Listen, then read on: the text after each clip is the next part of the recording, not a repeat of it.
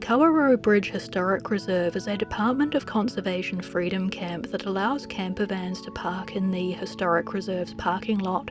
The parking lot is shared with the A.J. Hackett Kawarau Bungee Centre, so the parking lot can feel crowded on a busy day. This bungee jumping company was the first commercial bungee enterprise in the world, which is why so many tourists come here to jump off this bridge. The landscape is stunning with jagged rocks and lush green trees. I particularly liked the two hills that are shaped like devil horns. In Maori, the syllable R-A-U is actually pronounced R-O as in ro, not rau, and also the R in Maori is normally rolled if you want to do that, so it's kawa ro, not kawa rau. If you're looking for a quiet nature reserve to park in, this really is the opposite of that, as it's a busy tourist parking lot next to State Highway 6, so you'll have trucks and traffic going past. I drove in here towing my caravan when I left Cromwell. It was pouring with rain when I drove in here.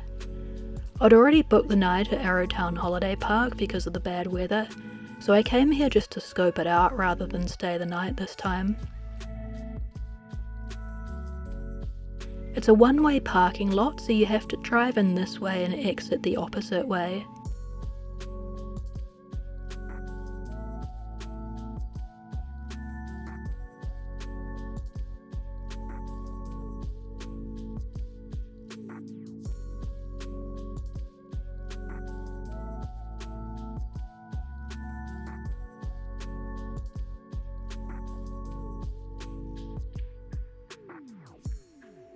The allocated campervan spaces are really suited to campervans and motorhomes rather than caravans or house buses.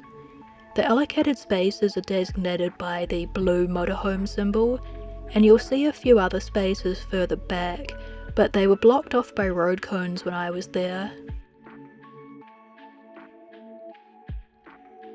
I drove back a few days later to get photographs on a sunny day when I was driving this way for a wine tasting tour. The parking lot felt crowded and there really didn't seem to be much room to reverse in and unhitch a caravan, although the sign does say freedom campers should arrive after 6 PM when the parking lot is quieter, so it might be fine if you try reversing and unhitching then. Campers are encouraged to leave by 8:30 in the morning to allow more space in the parking lot for hikers and bungee jumpers who are parking here. You can see there is a distinct slope to this parking lot, particularly where the tour buses are parked, although it looks like the campervan allocated spaces are reasonably flat. The spot that the Brits Mercedes Sprinter is parked in looks pretty good. Those Sprinters are 6.9 meters long, so the length of that caravan will help you figure out whether your vehicle would fit into these spaces or not. A small bus should be fine here.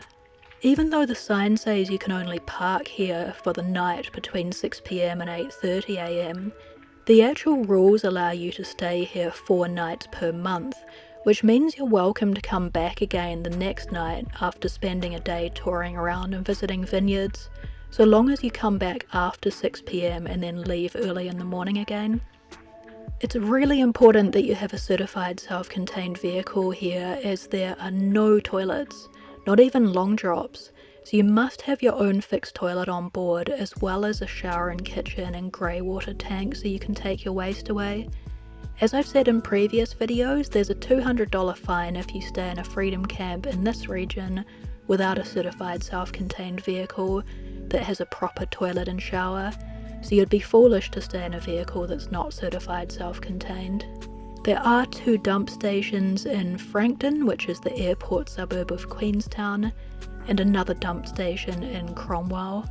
Drones are strictly not permitted here as it's so close to Queenstown Airport. I think the fine is around $1,000 if you're caught flying drones here. The last flight at the airport is around 10 PM at night, so you shouldn't get woken up by planes here, that's not going to be a problem.